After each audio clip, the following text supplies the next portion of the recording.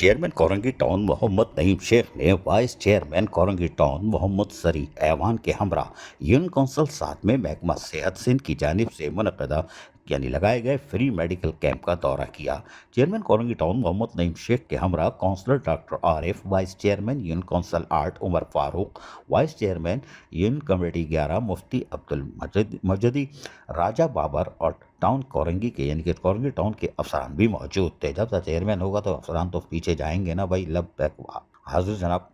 बहरहाल free medical camp में अवाम को जो सहूलत फराहम की जा रही थी, मुख्तलिफ टेस्ट हो रहे थे, अहतियात फराहम की जा रही थी, उसका town chairman Korangi town Naeem Sheikh ने मुआयना किया और अपने इत्मीनान का इजहार किया।